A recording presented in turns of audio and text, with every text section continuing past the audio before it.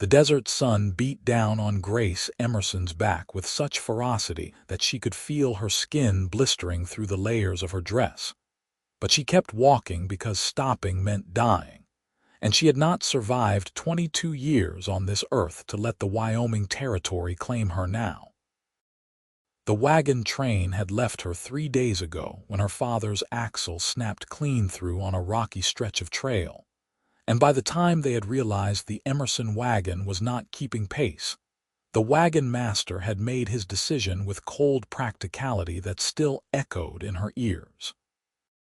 Her father had died that first night, his heart simply giving out from the strain and the heat, and Grace had buried him as best she could with rocks to keep the coyotes away, before taking what little water remained and setting out on foot toward what she prayed was civilization.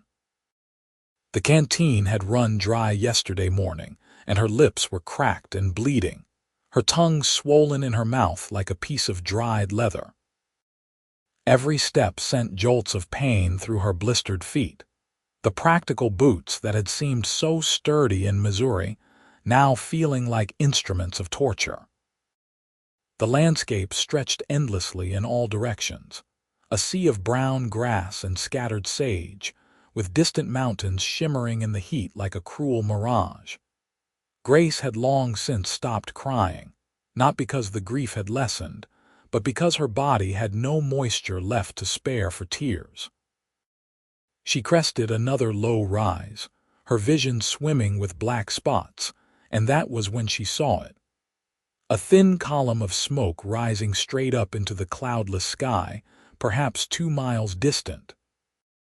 Grace stood frozen, certain it was another hallucination like the lake she had seen that morning that vanished when she drew close. But the smoke remained, steady and real, and something fierce and desperate surged through her exhausted body. 2 miles. She could walk 2 miles. She had to walk 2 miles. Grace stumbled forward, her gait uneven and lurching, falling twice before she had covered half the distance.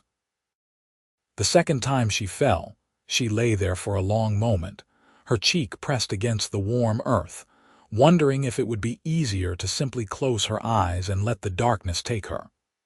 But somewhere deep inside, a stubborn spark refused to be extinguished.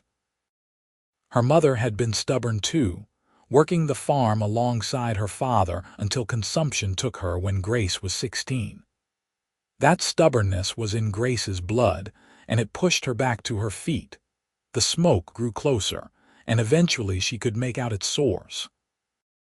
A small campfire burned near a cluster of rocks, and beside it stood a man, tall and lean, wearing the wide-brimmed hat and worn clothing of a working cowboy. A horse grazed nearby, a sturdy bay that lifted its head as Grace approached. The man turned at the sound of her footsteps, or perhaps it was her collapse, because Grace's legs finally gave out entirely when she was perhaps 20 yards from the camp. She hit the ground hard, tasting blood and dust, and heard the rapid sound of boots approaching.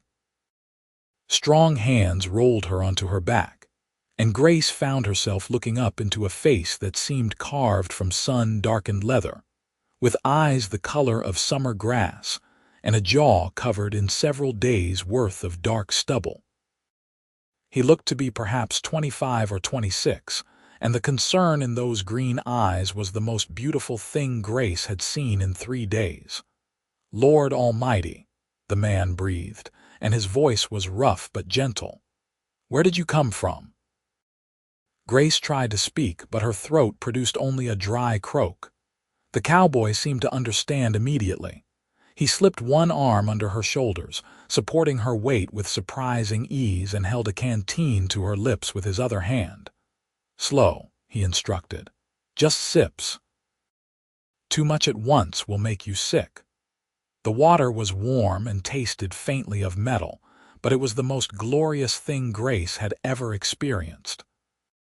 She wanted to gulp it down, to drink until the canteen was empty, but the cowboy was careful, letting her have only small amounts before pulling it away. He repeated this several times, and with each sip, Grace felt a tiny bit of strength returning. "That's good," he said after the fourth or fifth round. "Let that settle a bit. Can you talk now, Wagon train?" Grace managed, her voice barely above a whisper. "Left behind. Broken axle. Father died." The cowboy's expression darkened with anger, though Grace sensed it was not directed at her. "They left you. How long ago?" "3 days, maybe 4. I walked." His jaw tightened. "You walked from where?" Grace tried to gesture vaguely eastward but found her arm too heavy to lift. "That way. I don't know how far." The cowboy looked in the direction she had indicated, and Grace saw something like amazement cross his features. "There's nothing that way for at least 20 miles except rough country. You couldn't have walked that far in your condition." "Had to," Grace said simply. He studied her for a long moment, and Grace saw respect dawn in his eyes alongside the concern. "I suppose you did at that. I'm Ethan Zane. This is going to sound forward given we just met, but I need to get you out of this sun and check you for heat sickness. My camp is just over there. Can you stand if I help you?" "I can try." Ethan Zane slipped both arms around her and lifted her as easily as if she weighed nothing at all. Grace was not a small woman, standing nearly 5'7" in her bare feet and built sturdy from years of farm work. But this cowboy carried her like she was made of feathers. He brought her to a spot beneath a crude shelter he had constructed from canvas stretched between the rocks and his saddle, creating a pocket of blessed shade.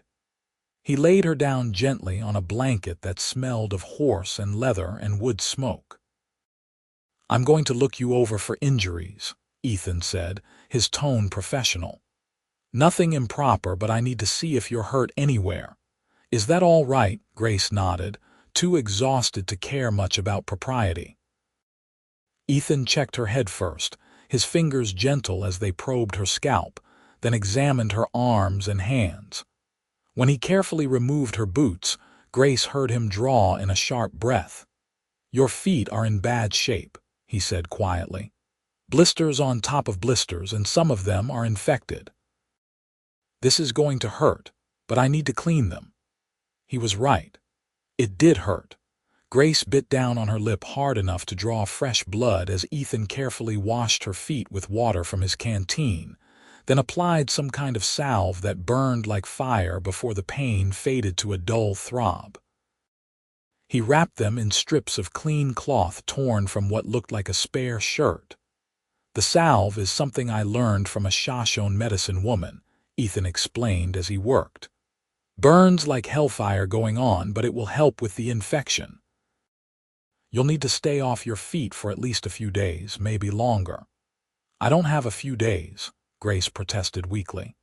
"I need to get to the nearest town, find work, somewhere to stay." Ethan sat back on his heels and fixed her with a steady look. "Miss, I don't know if you understand how close you came to dying out there.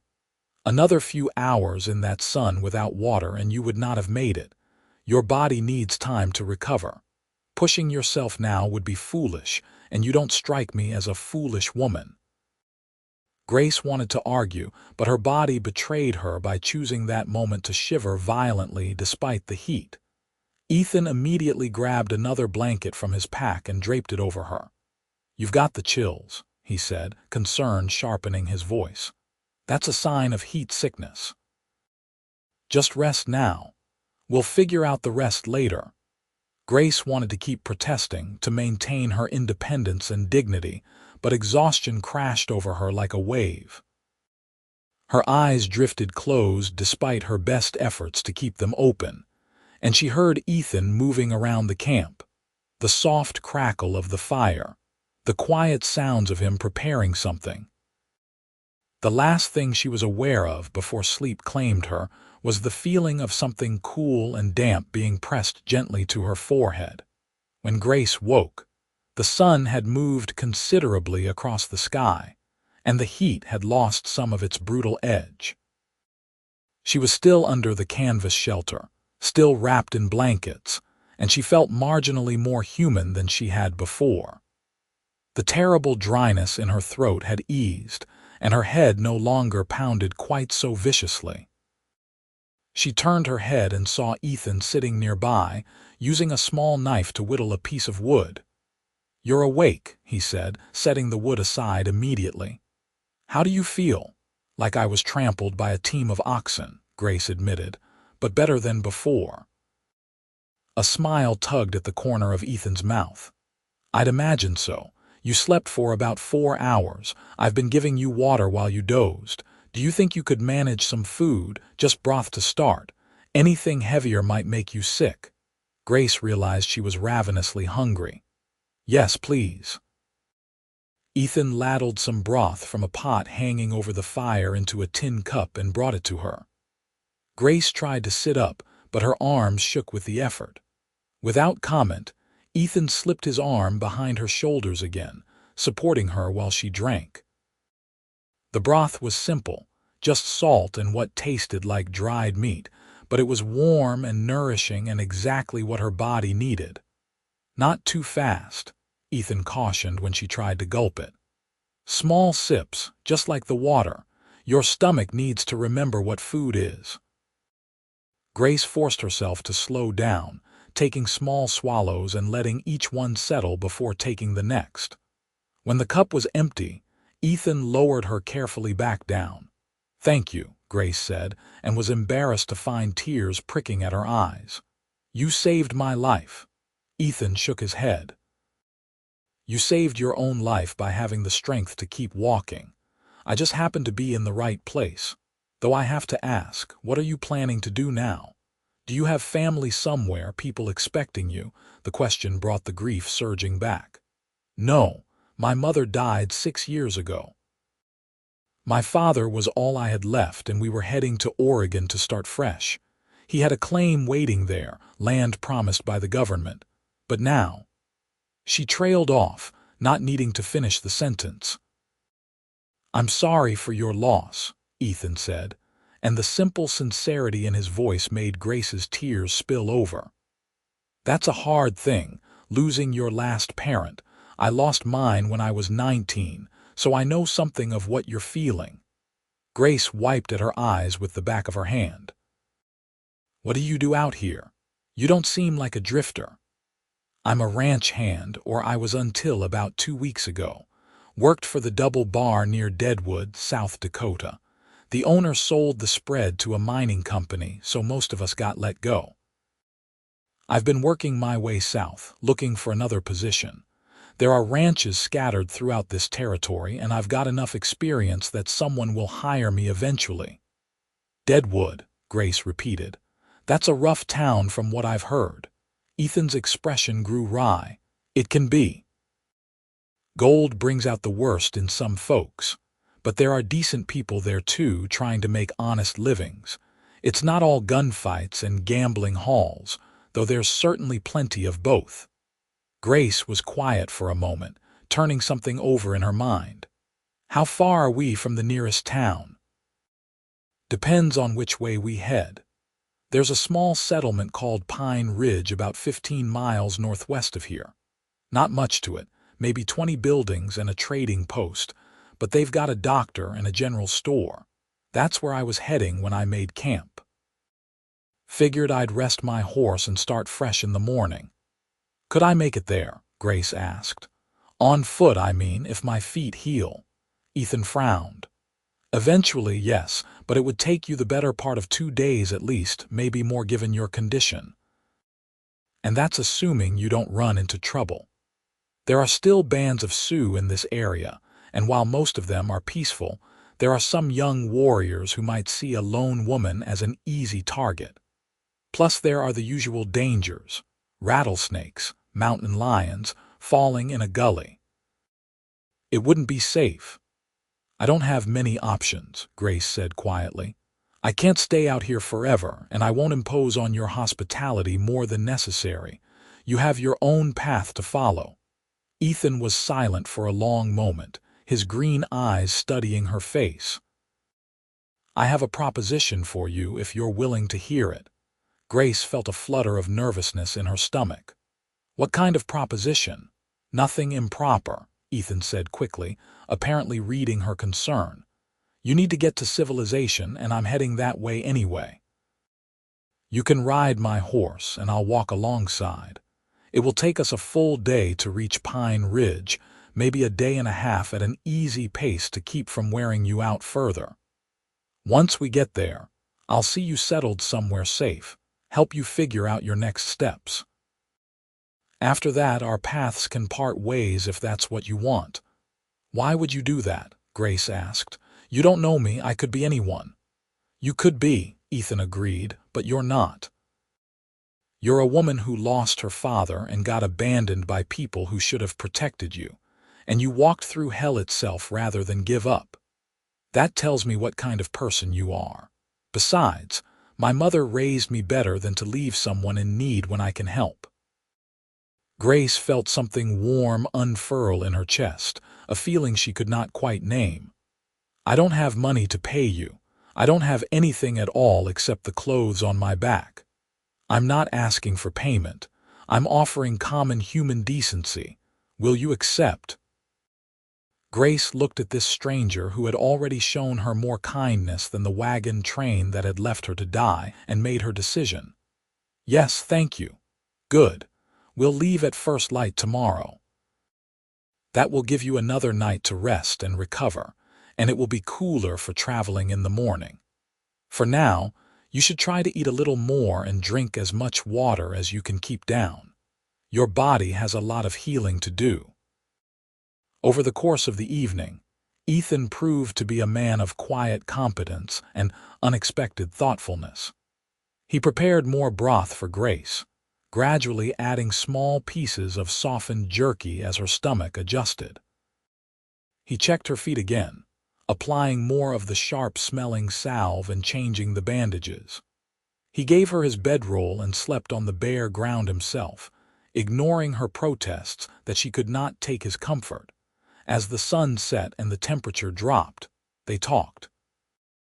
Grace learned that Ethan had grown up on a small ranch in Colorado, that his father had taught him to ride before he could properly walk, and that he had spent the last 7 years working various cattle outfits across Wyoming and Dakota territories.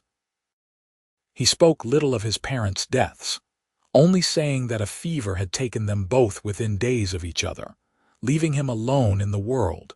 Grace, in turn, told him about the farm in Missouri, about her mother's gentle strength and her father's determination to find better land in Oregon. She spoke of the wagon train, the grinding monotony of the journey, and the growing tension between her father and the wagon master over the condition of their aging wagon.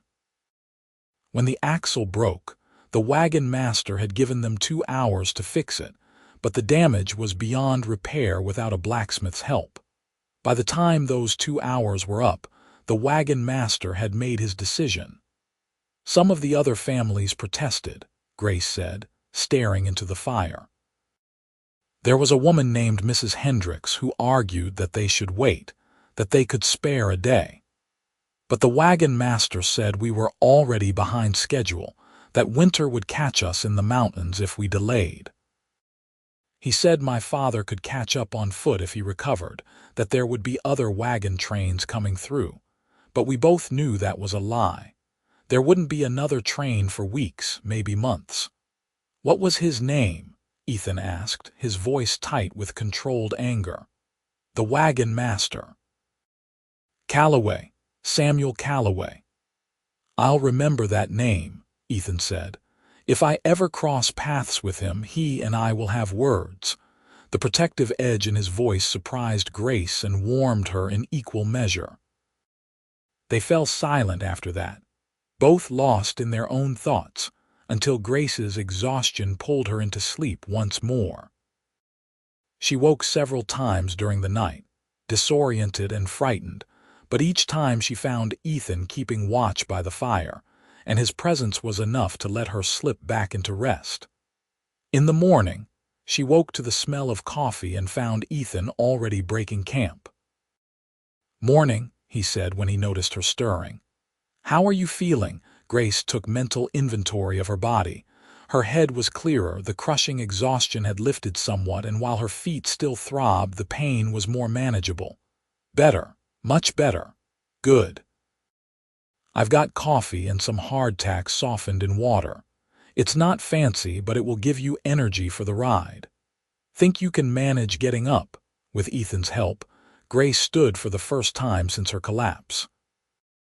Her legs wobbled but held, and she was grateful for the strength of his arm around her waist.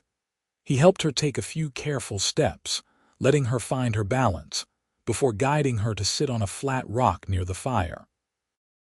The coffee was strong and bitter, but it cut through the last of the fog in her mind, and the softened hardtack was more palatable than she had expected. While Grace ate, Ethan finished packing his gear with the efficient movements of someone who had done this countless times.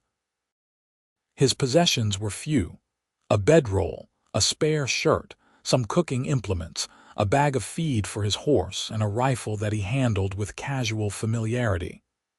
He saddled the bay mare and led her over to where Grace sat. "This is Copper," Ethan said, stroking the horse's neck with obvious affection. "She's got a gentle temperament and a smooth gait. You'll be comfortable on her." Grace eyed the horse nervously. "I've ridden before, but not often. We had plow horses on the farm, not saddle horses." "Copper will take care of you," Ethan assured her. "She's carried greenhorns and children without a fuss.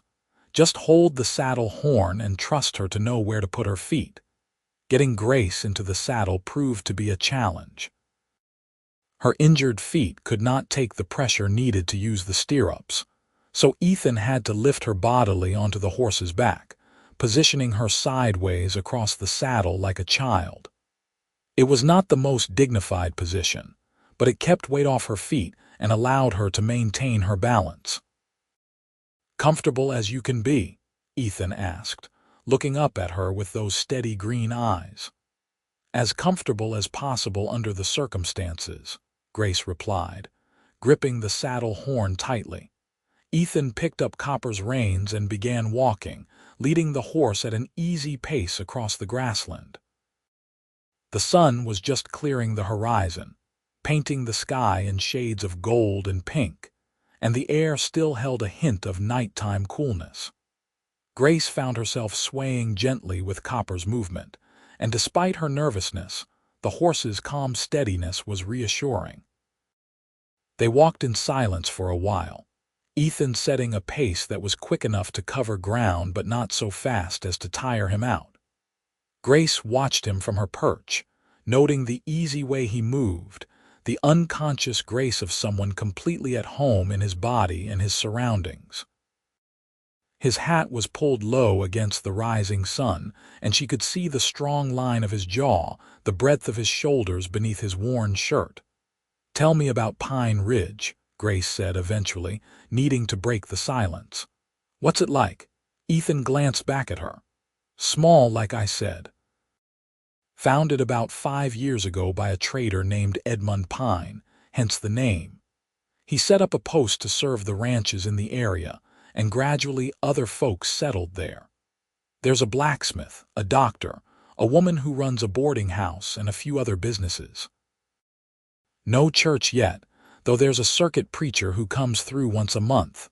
Most of the folks who live there are decent, hard-working people trying to make a go of it in rough country." "Do you think I could find work there?" Grace asked. "I can cook and clean, so help with animals.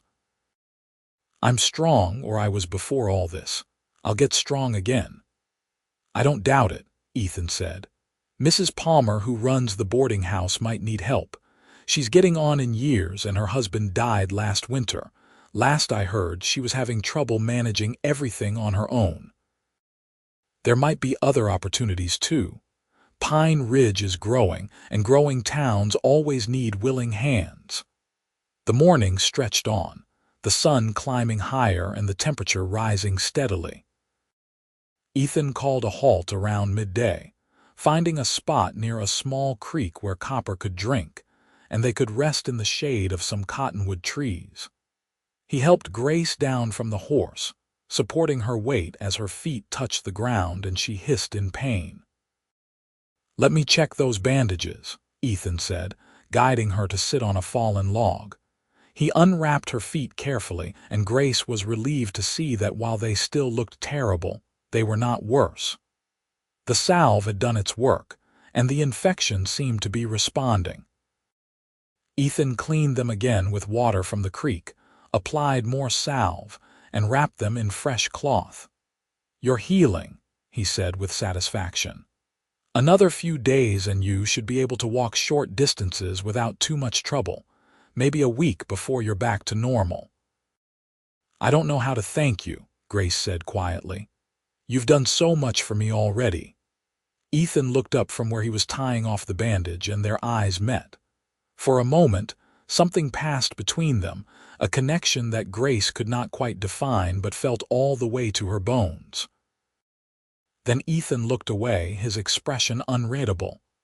"No thanks needed," he said, his voice rougher than before. "Anyone would do the same." "No," Grace said firmly. "They wouldn't. The wagon train proved that, but you did." They ate a simple meal of jerky and water. Then Ethan lifted Grace back onto Copper and they resumed their journey.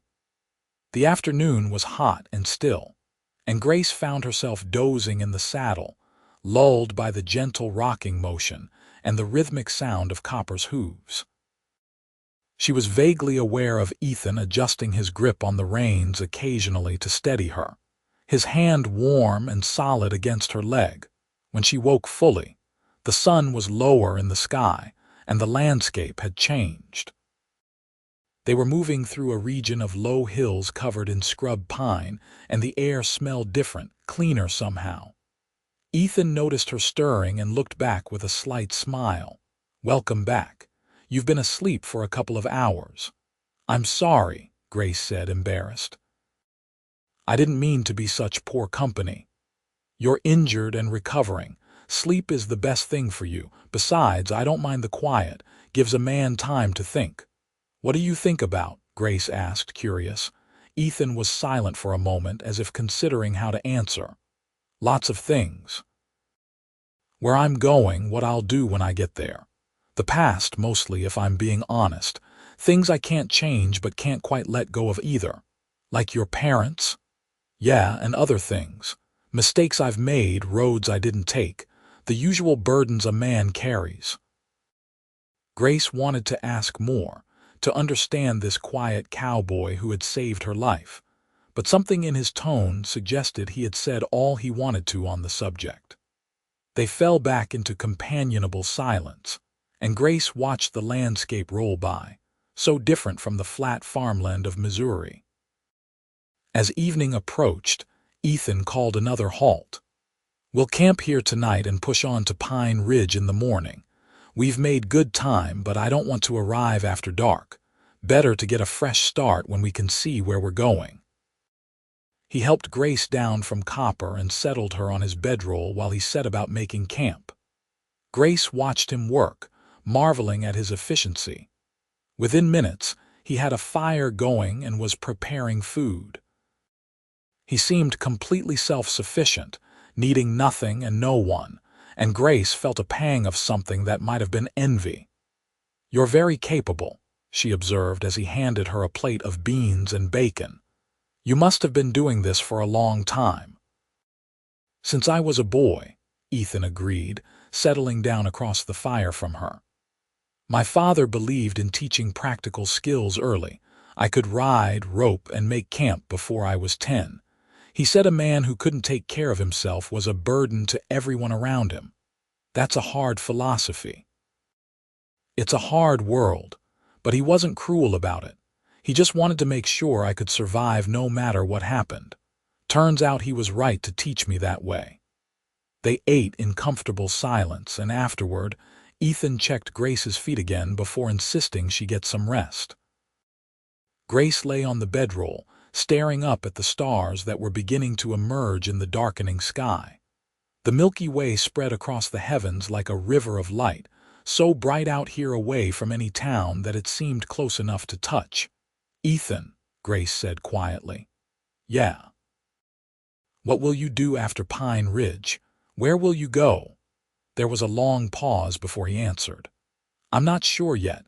Depends on whether I can find work in the area or if I need to keep moving. Why do you ask? Grace wasn't entirely sure herself. I was just wondering. You've been so kind to me, and I hate the thought of you just disappearing into the wilderness after we reach town. I'd like to know that you're all right. Another pause, longer this time. I'll be all right. I always am. But if it matters to you, I suppose I could check in before I leave the area.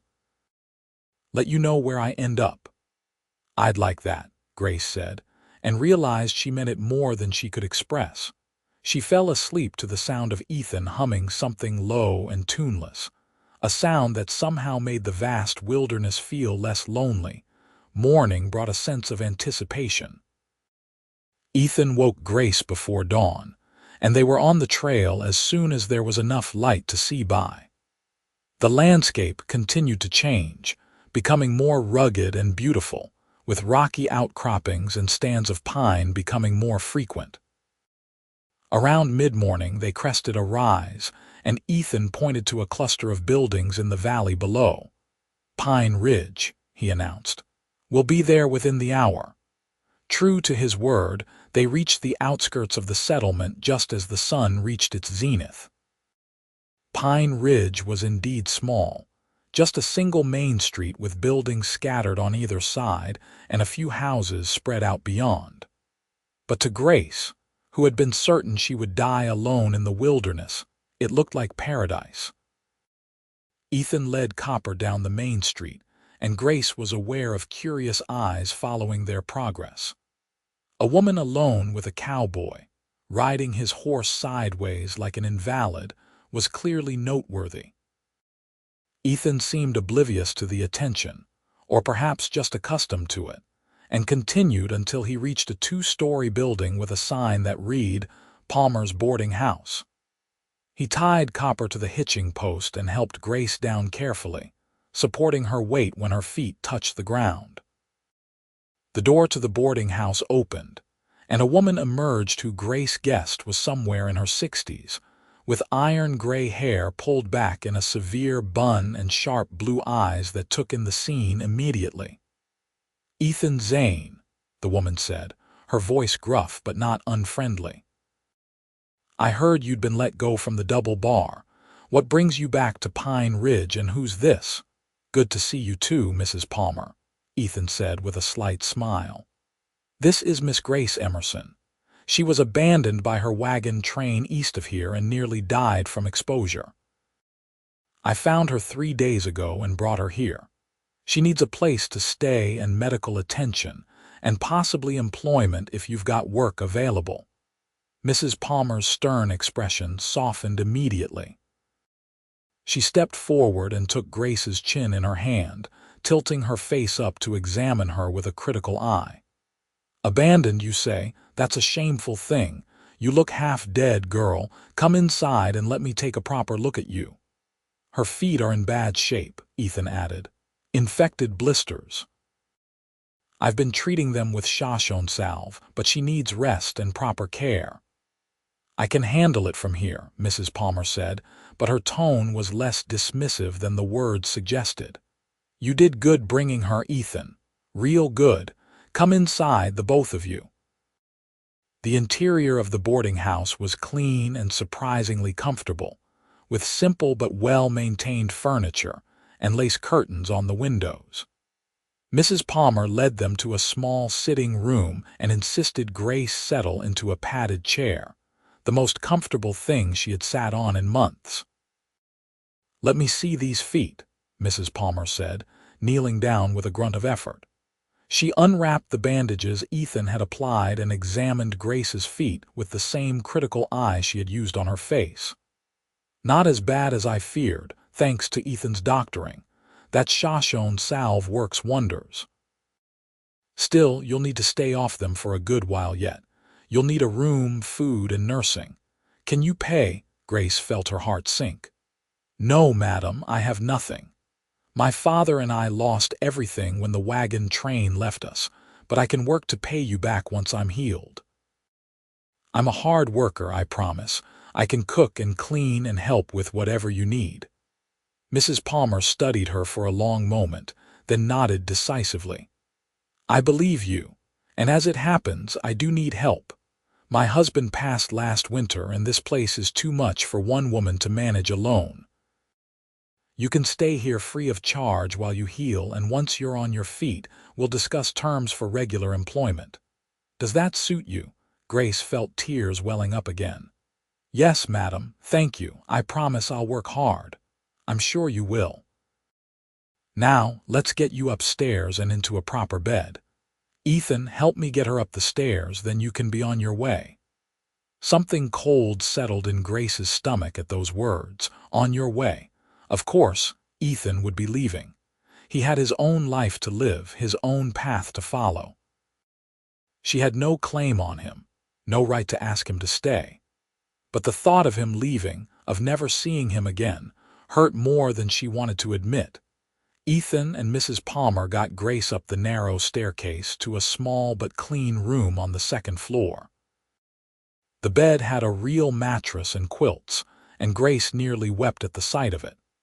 They settled her on the bed, and Mrs. Palmer immediately began fussing, removing Grace's travel-stained dress and replacing it with a clean nightgown, examining her for injuries beyond her feet. "You're dehydrated and undernourished, but you'll recover," Mrs. Palmer pronounced. "I'll bring you broth and water, and you'll stay in this bed until I say otherwise. Understood?" "Yes, madam." Mrs. Palmer left the room, leaving Grace and Ethan alone for the first time since they had arrived. Ethan stood near the door, his hat in his hands, looking uncomfortable in the domestic setting. "Well," he said awkwardly, "you're in good hands now. Mrs. Palmer will take care of you." "Yes," Grace said, her throat tight. "Ethan, I don't know how to thank you for everything you've done. You saved my life. You already thanked me more than once. No need to keep doing it." "Will you stay in Pine Ridge for a while?" Grace asked, trying to keep the desperation out of her voice. "I know you have to find work, but maybe there's something here." Ethan shifted his weight, clearly torn. "I was planning to head south toward Cheyenne. There are bigger ranches down that way, better chances of finding steady work." "Of course," Grace said, forcing a smile. "I understand. You have your own life to live. I just hope our paths cross again someday." Ethan looked at her for a long moment, something unreadable in his green eyes. "Grace, he stopped, seeming to think better of whatever he had been about to say. "Take care of yourself. Listen to Mrs. Palmer and let yourself heal properly." "I will. You take care too. Stay safe out there." Ethan nodded once, placed his hat back on his head, and left the room without another word. Grace listened to his footsteps descending the stairs, heard the murmur of voices as he spoke briefly with Mrs. Palmer, and then the sound of the front door closing. She turned her face into the pillow, finally allowing herself to cry. Mrs. Palmer returned a few minutes later with a tray bearing broth, bread, and water. She set it on the small table beside the bed and sat down in a chair, folding her hands in her lap and fixing Grace with a knowing look. "He's a good man, that Ethan Zane," Mrs. Palmer said. "Worked on my husband's ranch for a season a few years back. Honest, hardworking, good with horses. Never caused trouble, never got drunk and rowdy like some of the hands. My husband thought highly of him." "He is good," Grace agreed, wiping at her eyes. "He saved my life and asked nothing in return. He's also stubborn as a mule and convinced he has to face the world alone," Mrs. Palmer continued. "Lost his parents young and decided he couldn't afford to put down roots or make connections. I've seen men like that before. They wander from place to place, never staying long enough to build anything real, always chasing the next job, the next horizon. It's a lonely way to live." "Why are you telling me this?" Grace asked. "Because I saw the way he looked at you when he thought you weren't paying attention, and I saw the way you looked at him just now. There's something between you two, something that doesn't come along often in this life.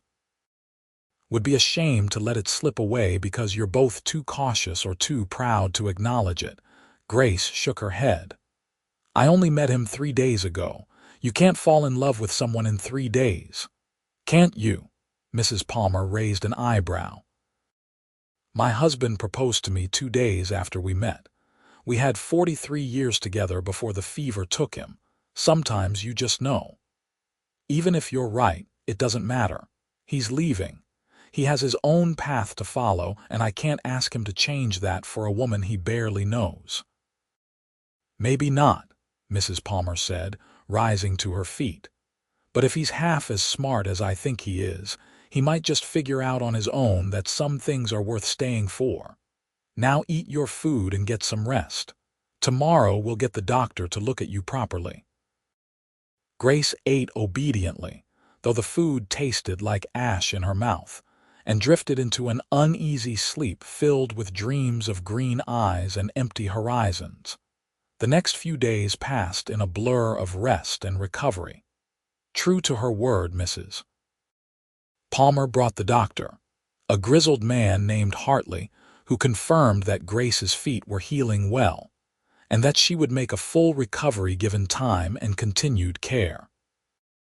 He left instructions for keeping the wounds clean and changing the bandages daily, and praised whoever had applied the Shoshone salve.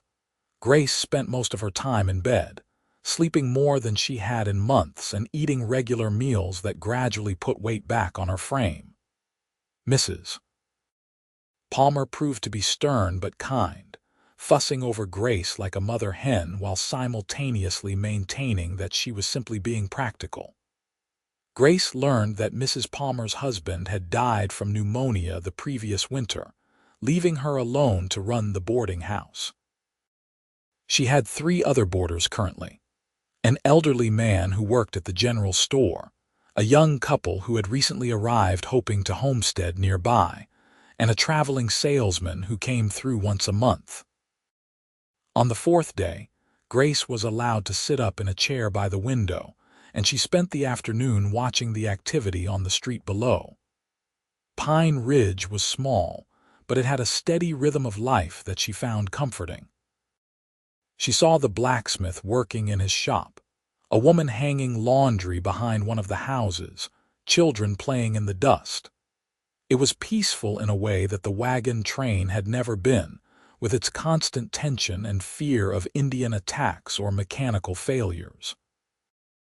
As the sun began to set, painting the street in golden light, Grace saw a familiar figure ride into town.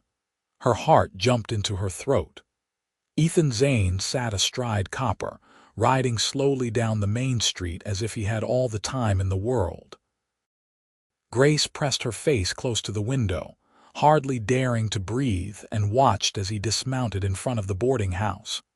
A few minutes later, she heard his voice downstairs, then footsteps on the stairs.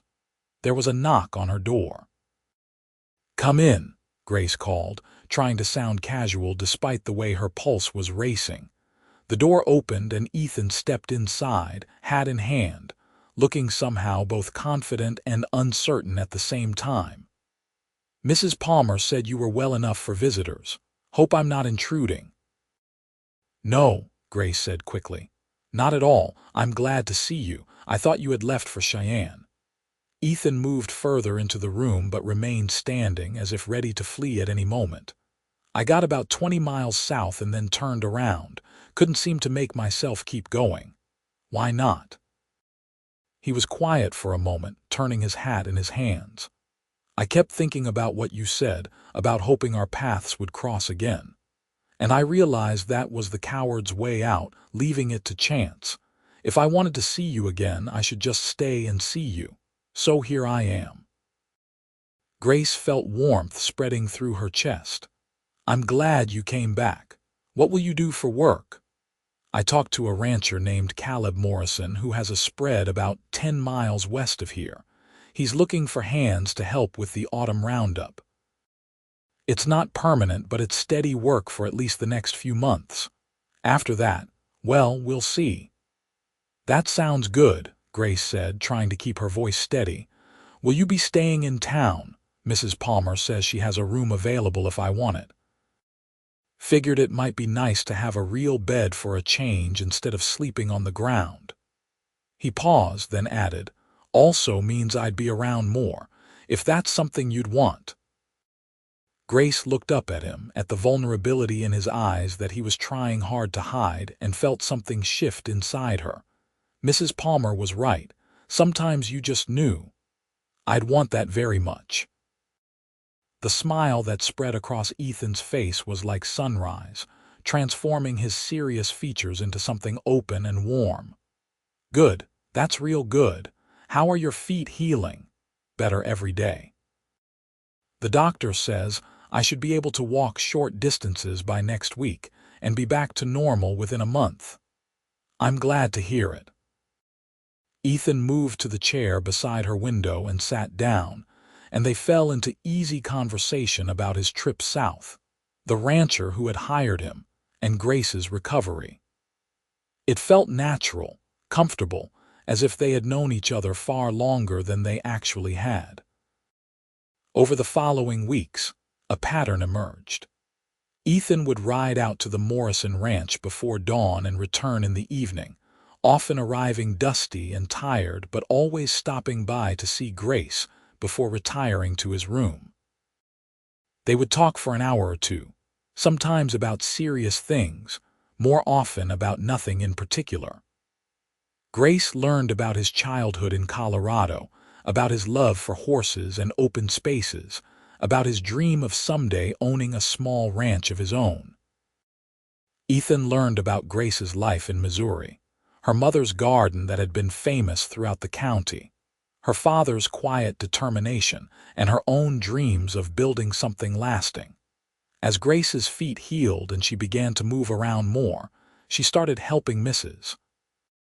Palmer with the running of the boarding house. She discovered she had a talent for cooking and took over most of the meal preparation, much to Mrs. Palmer's relief.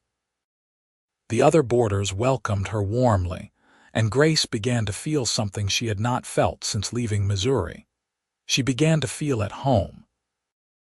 One evening in late September, after the dinner dishes had been cleaned and the other boarders had retired to their rooms, Grace and Ethan sat on the front porch of the boarding house, watching the stars emerge. The air had turned cooler with the changing season, and Grace had wrapped a shawl around her shoulders. Ethan sat beside her on the porch swing, close enough that she could feel the warmth radiating from his body. "The roundup is almost finished," Ethan said quietly. "Morrison is pleased with the work. He's offered me a permanent position as one of his hands with a bunkhouse and steady wages." "That's wonderful," Grace said, genuinely happy for him. "Will you take it?" "I'm considering it. It's good work and fair pay, and Morrison is a decent boss. It would mean staying in this area long term." He paused, then turned to look at her directly. "Would that matter to you, if I stayed?" Grace's breath caught. They had been dancing around this for weeks, their growing feelings obvious to everyone except perhaps themselves. But now Ethan was asking directly, putting himself out there in a way that must have cost him considerable courage. "Yes," Grace said simply. "It would matter very much. I've come to care for you, Ethan, more than I probably should given we've only known each other a few months. But I can't seem to help it."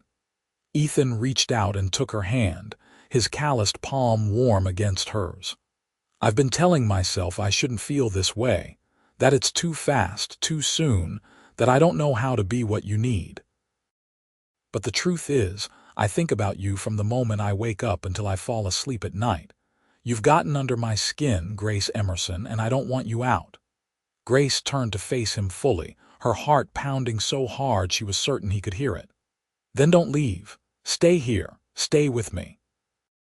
"Grace, I have to be honest with you. I don't have much to offer. I'm a ranch hand with no property, no family, no prospects beyond hard work and what I can build with my own hands. You deserve better than that." What I deserve is someone who looks at me the way you do, Grace said firmly. Someone who rode 20 miles south and turned around because he couldn't leave me behind. Someone who treats me like I'm worth something. That's you, Ethan. That's what you offer, and it's more than enough. Ethan studied her face for a long moment. Then slowly, giving her time to pull away if she wanted, he leaned forward and kissed her. It was gentle and tentative at first, a question more than a statement, but when Grace responded, threading her fingers through his hair and pulling him closer, the kiss deepened into something that spoke of hunger and need and promises unspoken.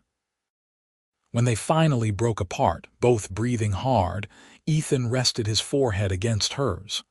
"I've never done this before," he admitted. "Never let myself care for someone like this. I don't know if I'll be any good at it." "We'll figure it out together," Grace whispered. That's what people do when they care for each other. They figure it out. From that night forward, their relationship shifted from uncertain possibility to definite reality. Ethan accepted Morrison's permanent position, and he and Grace began courting properly, with all the formal steps that propriety demanded. They went on chaperoned walks through town, attended church services together when the circuit preacher came through, and spent long evenings talking on the boarding house porch under Mrs. Palmer's watchful but approving eye. As autumn deepened into winter, their relationship deepened as well. They learned each other's rhythms and quirks, their strengths and vulnerabilities. Grace discovered that Ethan had a dry sense of humor that emerged when he was comfortable, and that he was surprisingly well-read despite his lack of formal education. Ethan learned that Grace was fiercely independent but also deeply loyal, and that she had a temper when roused, though it took considerable provocation to bring it out. They also learned how to navigate the inevitable disagreements that arose. Grace wanted Ethan to save his wages toward buying his own land someday, while Ethan worried about having enough set aside for emergencies. They compromised, agreeing to save half and keep half as a cushion. Ethan worried that Grace worked too hard helping Mrs. Palmer, but Grace pointed out that she enjoyed the work and the sense of purpose it gave her. They learned to talk through their concerns rather than letting them fester, and their relationship grew stronger for it. As winter gave way to spring, and spring to summer, the entire town of Pine Ridge seemed to be waiting for Ethan to propose. Mrs. Palmer dropped increasingly unsubtle hints, and even Caleb Morrison teased Ethan about when he was going to make an honest woman of Grace. But Ethan, for all his strength and capability, seemed genuinely nervous about taking that final step. One evening in late June, nearly a year after Grace had stumbled into Ethan's camp, he asked her to go riding with him. Grace had long since recovered fully from her ordeal and had become a confident rider under Ethan's patient instruction. They rode out to a high meadow west of town, a place where wildflowers bloomed in riot of colors, and the view stretched for miles in every direction. Ethan helped Grace down from her horse and led her to a spot beneath a large pine tree. The sun was setting, painting the sky in shades of gold and crimson, and a warm breeze carried the scent of pine and wildflowers. Ethan seemed uncharacteristically nervous, fidgeting with his hat and not quite meeting her eyes. "Grace," he began, then stopped and took a deep breath. "I'm not good with words, never have been, but I need to say some things, and I need you to hear me out before you answer." "All right," Grace said, her pulse quickening. "When I found you in the desert, you were half dead and stubborn as hell, and I thought I'd help you get somewhere safe and then move on like I always do. But you changed everything. You made me want things I thought I'd given up on. A home, a family, a reason to stay in one place. I've spent the last year trying to become the kind of man who deserves you, working hard and saving money and learning how to be something other than a drifter. I don't know if I'm there yet, but I know I don't want to wait any longer." Ethan knelt down on one knee, pulling a small box from his pocket. "Grace Emerson, you're the strongest, most beautiful, most infuriating woman I've ever met, and I love you more than I thought it was possible to love another person. Would you do me the honor of becoming my wife?" Grace's hands flew to her mouth, tears streaming down her face. "Yes," she gasped. "Yes, of course I'll marry you." The ring was simple, a thin gold band with a small stone that caught the fading sunlight, and it fit perfectly when Ethan slipped it onto her finger with trembling hands. He stood and pulled her into his arms, kissing her with a passion and tenderness that spoke of all the things he could not put into words. "I love you," Grace said when they finally broke apart. "I've loved you for so long I can barely remember not loving you. You're everything I need, Ethan Zane." They were married a month later in a simple ceremony at the boarding house, with Mrs. Palmer standing as Grace's matron of honor and Caleb Morrison serving as Ethan's best man. The entire town of Pine Ridge turned out for the celebration, and if the ceremony was modest and the reception simple, the joy and love that filled the day were as rich as any formal wedding. Ethan and Grace moved into a small house on the Morrison Ranch, a wedding gift from Caleb that made them both tear up with gratitude. It was not large, just 3 rooms and a porch, but it was theirs, the first real home either of them had known in years. Grace made curtains and planted a garden, while Ethan built furniture and made repairs. They worked together to turn the house into a home, and every nail Ethan drove and every seed Grace planted was an act of faith in their future together. Life settled into a comfortable rhythm. Ethan continued working for Morrison, earning the respect of the other hands and the trust of his employer. Grace helped Mrs. Palmer part-time and took in sewing and baking to earn additional money. They saved carefully, working toward Ethan's dream of owning his own land someday. In the spring of the following year, Grace discovered she was pregnant. She told Ethan one evening as they sat on their porch watching the sunset, and the look of pure wonder and joy on his face was something she knew she would remember for the rest of her life. "A baby," Ethan breathed, placing his hand gently on her still flat stomach. "We're going to have a baby." "Are you happy?" Grace asked, though the answer was obvious from his expression. Happy doesn't begin to cover it. Terrified, excited, grateful. "I'm going to be a father." "Grace, I don't know how to be a father." "You'll figure it out," Grace said, echoing the words she had spoken to him years before. "We'll figure it out together." The pregnancy was not easy. Grace suffered from terrible morning sickness in the early months, and as she grew larger, the summer heat made her uncomfortable and irritable. But Ethan was patient and attentive, rubbing her swollen feet at the end of the day and bringing her cool water when she needed it. He talked to her stomach, telling the baby stories about horses and cattle and the wide open spaces of the West. In October, on a crisp autumn morning when the leaves were turning gold, Grace went into labor. Mrs. Palmer and the doctor attended her, while Ethan paced the small house like a caged animal, starting at every sound from the bedroom. The labor was long and difficult, lasting through the night and into the next afternoon, but finally, the thin wail of a newborn baby cut through the air. Mrs. Palmer emerged from the bedroom, tired but smiling. "You have a son, Ethan. A big, healthy boy, and Grace is fine, just exhausted." Ethan nearly collapsed with relief. He rushed into the bedroom and found Grace propped up against pillows, her hair damp with sweat but her face radiant, holding a small bundle wrapped in blankets. She looked up at him with tears in her eyes. "Meet your son," she said softly. Ethan approached cautiously, as if afraid the baby might break, and looked down at the tiny face peeking out from the blankets. The baby had a shock of dark hair and eyes that were already turning from newborn blue to green. Something fierce and protective surged through Ethan's chest, an emotion so powerful it nearly brought him to his knees. "He's perfect," Ethan whispered. "You're both perfect. What should we name him?" They had discussed names throughout the pregnancy but had never quite settled on one.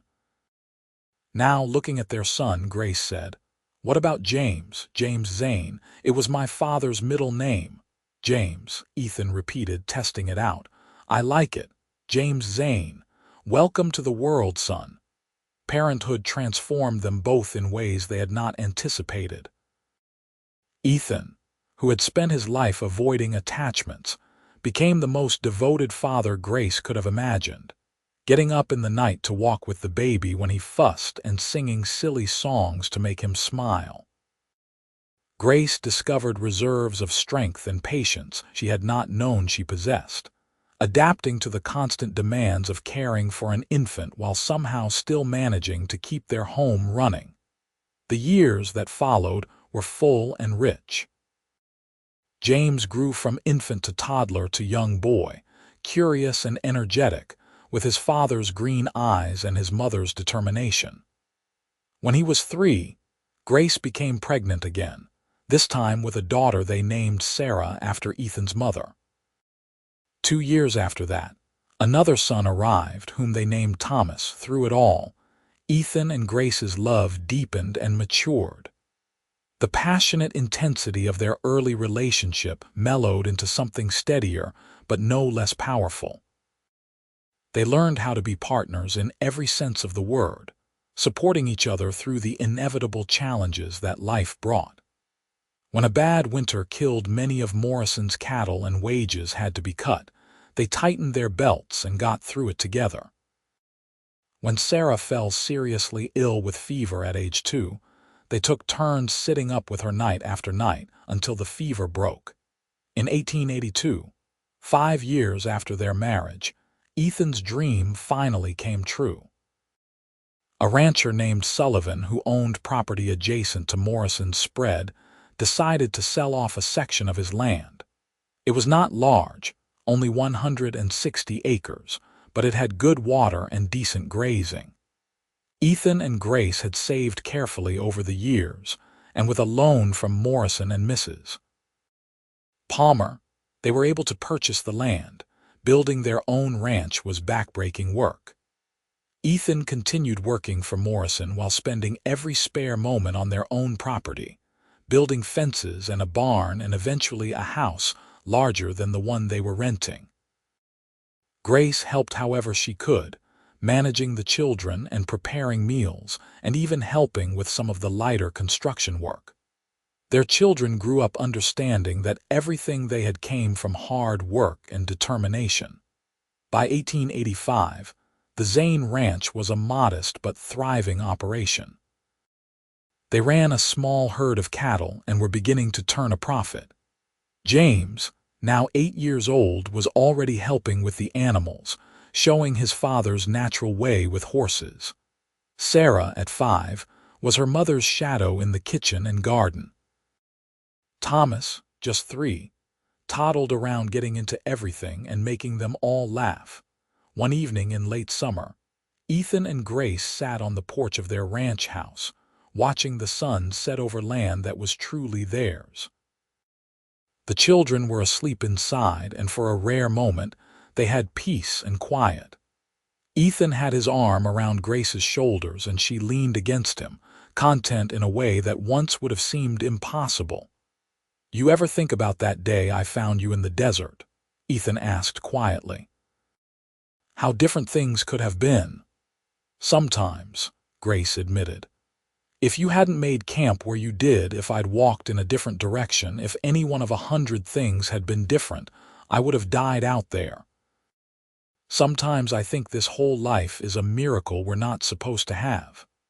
"I don't believe in accidents anymore," Ethan said. "I think you were meant to find me, or I was meant to find you. Either way, we were meant to be together." "You and the kids are the best thing that ever happened to me, Grace. I'd do it all again 1,000 times over." Grace turned to kiss him, a gentle press of lips that still made her heart race even after years of marriage. "I love you, Ethan Zane, more than words can say. I love you too. Always have, always will." They sat together as the stars emerged one by one, filling the sky with light, and listened to the sounds of the ranch settling down for the night. The life they had built was not easy, and there would be more challenges ahead, but they would face them together as they had faced everything else. Inside the house, one of the children stirred and called out in sleep. Grace started to rise, but Ethan gently pressed her back down. "I'll check on them.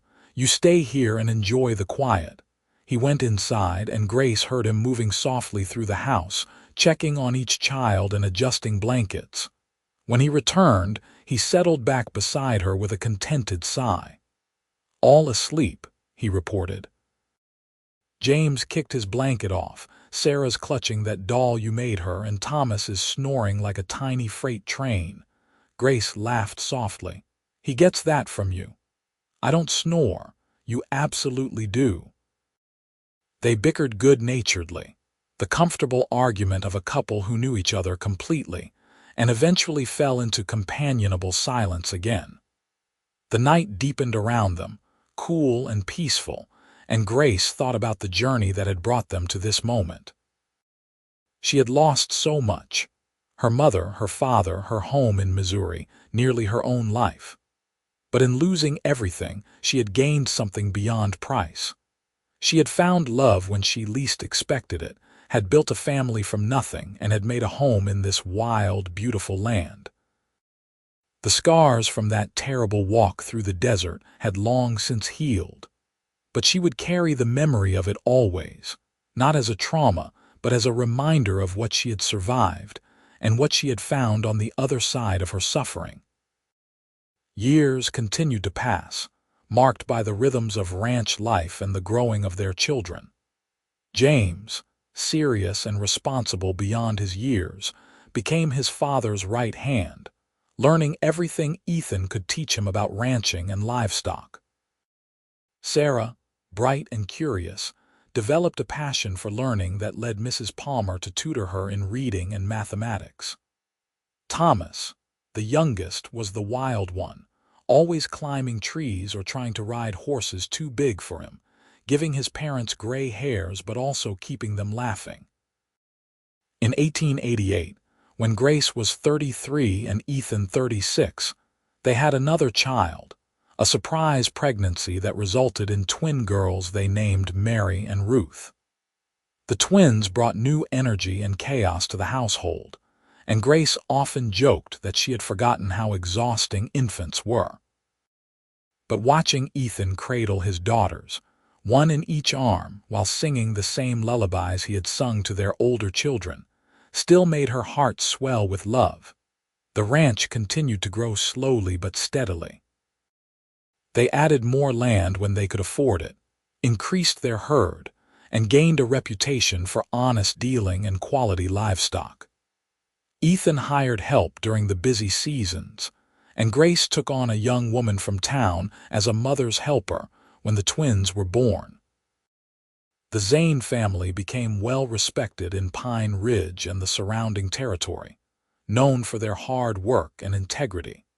As their children grew into teenagers and young adults, Ethan and Grace watched with pride and occasionally with heartache as each found their own path. James surprised everyone by announcing at age 19 that he wanted to attend agricultural college in Denver, to learn new ranching techniques and bring that knowledge back to help modernize their operation. Ethan and Grace scraped together the money to send him, though it meant tightening their belts considerably. Sarah, at 16, revealed that she wanted to become a teacher.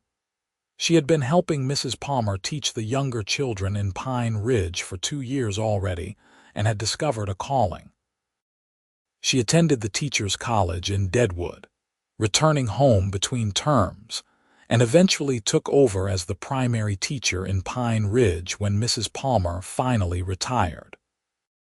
Thomas, true to his wild nature, joined the ranch full-time at 18, and threw himself into the work with enthusiasm and innovation. He experimented with cross-breeding their cattle to produce hardier stock, and was the first in the area to adopt some of the new ranching techniques. James brought back from college. He was also the first to marry, falling head over heels for a rancher's daughter from the next county, and bringing her home as his bride when he was 21. The twins, as they grew, proved to be as different as night and day despite their identical features. Mary was quiet and artistic, spending hours sketching the landscapes and animals around the ranch. Ruth was outgoing and ambitious, already talking about moving to a big city and making her mark on the world. Through all of these changes, Ethan and Grace remained the steady center of their family. They grew older, of course, their dark hair silvering and their faces gaining lines, but the love between them never wavered. They still sat on the porch in the evenings when weather permitted, still talked about everything and nothing, still held hands like young sweethearts. In the summer of 1897, when Grace was 42 and Ethan 45, Pine Ridge held its 20th anniversary celebration, and the Zanes were honored as one of the founding families who had helped build the town. Standing before the gathered community, with her husband at her side and her children in the crowd, Grace told the story of how she came to Pine Ridge. She spoke of the wagon train that abandoned her, of her father's death, and of the long walk through the desert that had brought her to the edge of death. "I walked until I saw smoke on the horizon," she said, her voice carrying clearly in the summer air. "I walked toward that smoke thinking only of survival, of living one more day. But what I found was so much more than survival. I found the man who would become my husband, the town that would become my home, and a life richer and fuller than I could have ever imagined. Pine Ridge gave me a second chance, and I will be grateful for that until my dying day." The applause that followed was thunderous, and when Ethan pulled her into his arms and kissed her in front of the entire town, the crowd erupted in cheers. Their children groaned in embarrassment, but Grace saw James smile and Sarah wipe at her eyes, and she knew they understood. That night, lying in bed in the ranch house they had built with their own hands, Grace turned to Ethan in the darkness. "Do you ever wonder what your life would have been like if you hadn't found me that day? If you just kept riding south toward Cheyenne?" Ethan pulled her closer, pressing a kiss to her forehead. "No, I never wonder about that because it's impossible to imagine. You're so much a part of who I am now that trying to imagine life without you is like trying to imagine being someone else entirely. You're my home, Grace. You always have been, from the moment I saw you stumbling toward my camp." "You're my home too," Grace whispered. "My home, my heart, my everything." They held each other as they drifted into sleep, secure in the knowledge that whatever challenges tomorrow might bring, they would face them together as they had faced everything else for the past 20 years. The years that followed brought both joy and sorrow, as all years do.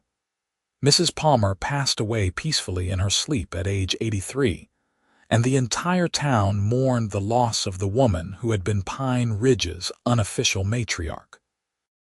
Grace inherited the boarding house, which she and Sarah ran together, turning it into a gathering place for the community. James completed his education and returned to work the ranch alongside his father and brother, implementing new techniques that increased their productivity and profits. He married a woman named Catherine from Denver, bringing her back to Wyoming, and they gave Ethan and Grace their first grandchildren, twin boys born in 1899. Sarah married a young lawyer who set up practice in Pine Ridge, and they had 3 daughters in quick succession, filling Sarah's house with the same kind of cheerful chaos that had characterized her childhood. Thomas and his wife had 2 sons and a daughter, all of whom were born with their father's adventurous spirit. Mary, to everyone's surprise, moved to San Francisco at age 19 to study art, finding success as an illustrator and eventually marrying a fellow artist. She returned to visit often, bringing stories of city life that fascinated her more rural family members. Ruth went to nursing school in Chicago, then traveled to New York City, where she worked at a prestigious hospital and lived the exciting urban life she had always dreamed of. Through all of these changes and evolutions, Ethan and Grace remained the heart of the family. Their ranch was the gathering place for holidays and celebrations, the place where all their children and grandchildren came together to reconnect and remember where they came from. Ethan, now with more silver than dark in his hair, still rode out each morning to check on the cattle and the land. Grace, her hands increasingly gnarled with arthritis but still capable, maintained her garden and cooked meals that drew family members from miles around. In the spring of 1904, Ethan was thrown from a horse that had spooked at a snake and broke his leg badly. It healed, but the injury left him with a permanent limp and forced him to acknowledge that he was no longer a young man. He turned the day-to-day running of the ranch over to James and Thomas, though he still consulted on major decisions and spent his days doing lighter work around the property. Grace found that she didn't mind having Ethan around the house more. After decades of him leaving before dawn and returning at dusk, having him present throughout the day was a gift. They worked side by side in the garden, took slow walks around their property, and spent long afternoons simply sitting together and watching the land they loved. On their 25th wedding anniversary in 1877, their children threw them a celebration that brought together the entire community. Friends and family gathered at the ranch, and there was food and music and dancing. Late in the evening, when the party was still going strong, Ethan led Grace away from the crowd to the meadow where he had proposed so many years before. The meadow looked much the same, though perhaps the grass was a bit taller and the wildflowers slightly different. Ethan pulled Grace into his arms and began to dance with her, humming the tune the musicians were playing back at the house, though they could barely hear it from this distance. 25 years, Ethan said softly. Sometimes it feels like yesterday, and sometimes it feels like we've been together forever. Both things can somehow be true at the same time. I know what you mean, Grace said, resting her head on his shoulder. Every day with you has been an adventure, Ethan Zane, even the quiet ones. Especially the quiet ones. They danced in silence for a while, moving slowly in the gathering darkness, and Grace thought about all they had built together. 5 children, 11 grandchildren and counting, a successful ranch, a standing in the community, but more than that, they had built a partnership, a love that had weathered every storm and emerged stronger. She had been a desperate woman stumbling through the desert with death at her heels, and he had been a lonely cowboy convinced he was meant to wander alone. Together, they had created something neither could have imagined. The years continued their relentless march forward. Ethan's limp grew more pronounced, and Grace's arthritis made some days difficult. But they adapted, finding new rhythms and new ways to help each other. Their children and grandchildren visited often, filling the house with noise and laughter, and both Ethan and Grace delighted in watching the next generation grow. In 1909, Ethan suffered a heart episode that left him weak for weeks. The doctor warned that he needed to slow down even more to avoid stress and strain. Ethan chafed at the restrictions but complied because he knew Grace worried. He spent his convalescence in a chair on the porch, Grace sitting beside him with her sewing, and they talked about their lives with the perspective that came from looking back over decades rather than years. "You have any regrets?"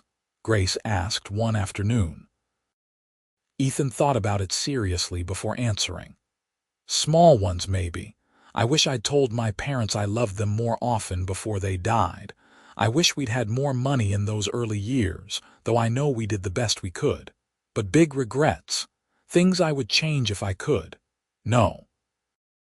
Every choice I made, even the ones that seemed wrong at the time, led me here to this life with you. I wouldn't change that for anything. Neither would I, Grace said. Not one thing. Well, maybe I would have asked you to propose sooner instead of waiting for you to work up the nerve, but that's minor. Ethan laughed, the sound a bit breathless but genuine. I was terrified you'd say no. Never. I would have said yes the day you brought me to Pine Ridge if you'd asked. I should have known, Ethan said, reaching over to take her hand. You were never one to hide your feelings or play games. Just one more thing I love about you. They sat in comfortable silence after that, watching the sun move across the sky and listening to the familiar sounds of the ranch. James and Thomas were out checking fence lines. Catherine was in the kitchen baking bread, and several grandchildren were playing in the yard. It was an ordinary day, unremarkable in every way except that they were living it together. Ethan recovered slowly from the heart episode, never quite returning to his former strength, but managing well enough. He learned to pace himself, to accept help when it was offered, and to find joy in the smaller things he had sometimes overlooked in his busier years. He spent hours teaching his grandchildren to whittle and telling them stories of the old days, of cattle drives and harsh winters and the wild early years of Pine Ridge. Grace, too, adjusted to the limitations age brought. Her hands could no longer do the fine needlework she had once excelled at, but she could still cook and tend her garden with Thomas's help. She wrote letters to Mary and Ruth, maintaining connections with her far-flung daughters, and helped Sarah organize community events in Pine Ridge. She taught her granddaughters to bake and her grandsons to be respectful and kind, and she watched with pride as the family she and Ethan had created continued to grow and flourish. In the summer of 1913, as Ethan approached his 61st birthday and Grace her 58th, they were blessed with their 20th grandchild, a girl born to Thomas's oldest son.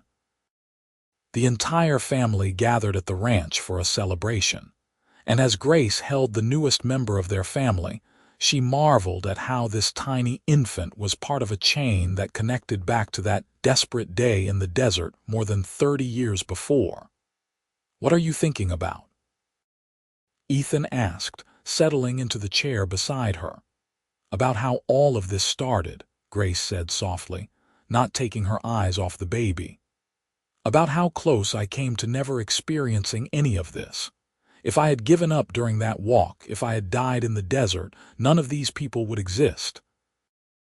James, Sarah, Thomas, Mary, Ruth, all these grandchildren, they're all here because you found me that day."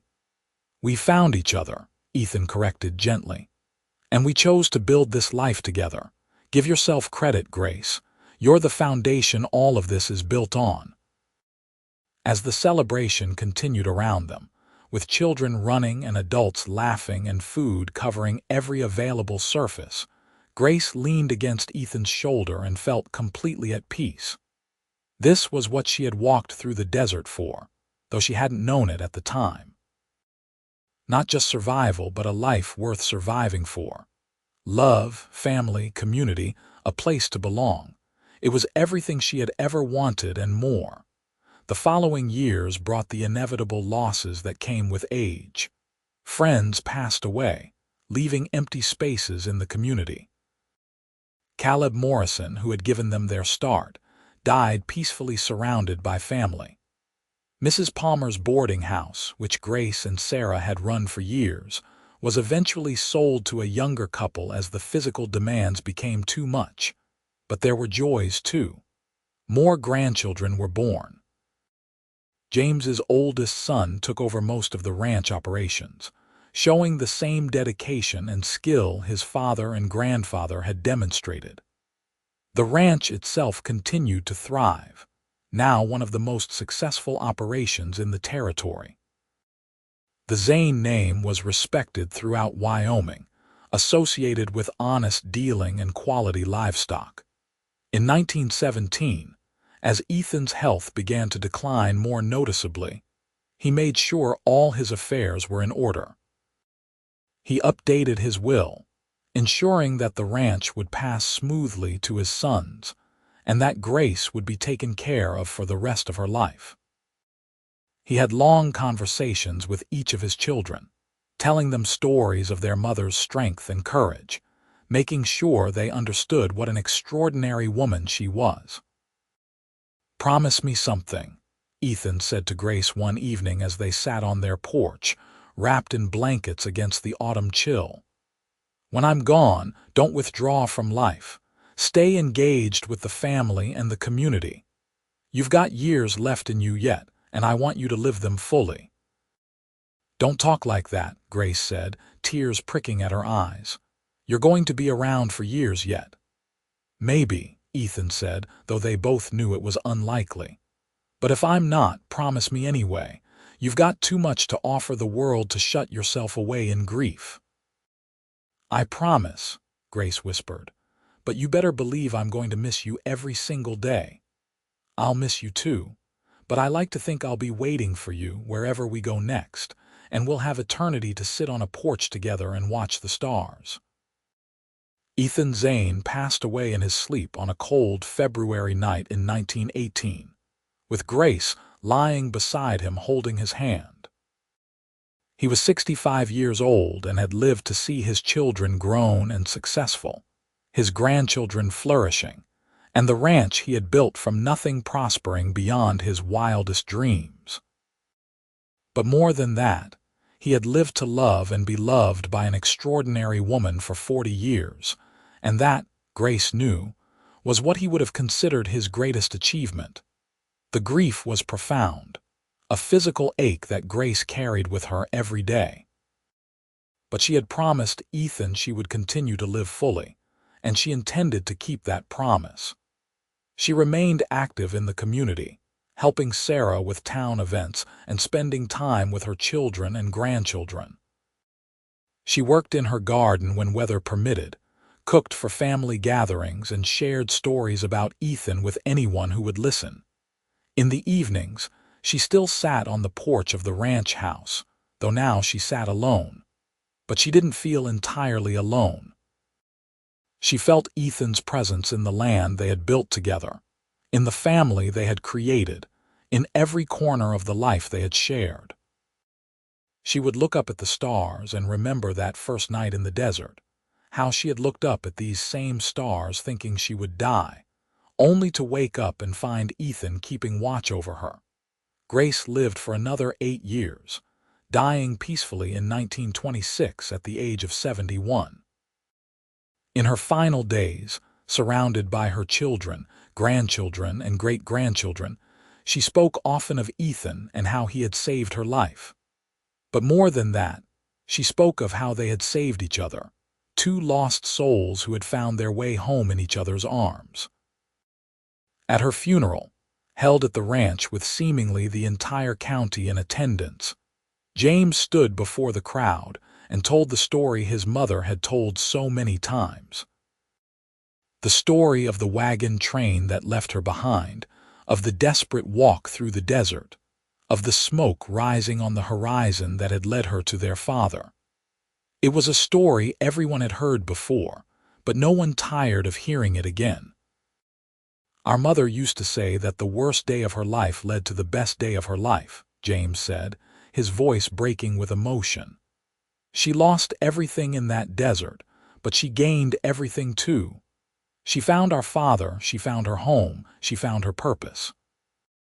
And because of that walk, because of that smoke on the horizon, all of us are here today. We carry forward the legacy of two people who chose to build a life together from nothing, who loved each other fiercely and raised us to understand the value of hard work, integrity, and family. That legacy will continue through us and through our children and our children's children. Our parents may be gone, but what they created together will endure. Grace was laid to rest beside Ethan on a hill overlooking the ranch, beneath a large cottonwood tree they had planted together their first year on the property. The headstones were simple, bearing their names and dates and a single inscription that James had chosen. Together in life, together in eternity. The ranch continued to operate under the management of their children and grandchildren, growing and adapting with the changing times, but never losing sight of the values Ethan and Grace had instilled. The house they had built remained standing for generations, preserved by the family as a reminder of where they came from. The porch where Ethan and Grace had spent so many evenings became a sacred space, a place where family members would sit and feel the presence of the two people who had started it all. In later years, as the story of Grace's walk through the desert and her rescue by Ethan became part of family lore, each new generation would marvel at the chain of events that had brought their ancestors together. The broken axle, the wagon train's abandonment, the desperate walk, the smoke on the horizon, all of it had seemed like tragedy and misfortune at the time, but it had led to something beautiful and enduring. The Zane family prospered over the decades, spreading throughout Wyoming and beyond, but they never forgot the story of how it all began. Every year, on the anniversary of Grace and Ethan's wedding, the family would gather at the ranch for a celebration. They would tell the old stories, remember the ancestors who had built their legacy, and give thanks for the love that had started it all. And sometimes, on quiet evenings, family members sitting on that old porch would swear they could feel the presence of two spirits watching over them, still together after all these years, still finding comfort and joy in each other's company. The story of the wagon train that left a woman behind, of the cowboy whose smoke rose on the horizon, of the love that grew from desperate circumstances into something eternal, became more than just family history. It became a testament to the power of human resilience, the importance of compassion, and the transformative nature of love. In the end, Grace's walk through the desert had led her exactly where she needed to be. Not to Oregon, not to the wagon train that abandoned her, but to a campfire in the middle of nowhere, to a lonely cowboy who needed her as much as she needed him, and to a life richer and fuller than any she could have planned. The smoke on the horizon had been more than just a sign of survival. It had been a beacon, calling her home to a place she didn't yet know existed, to a love she hadn't dared dream of, and to a future that would extend far beyond her own lifetime, touching generations yet to come.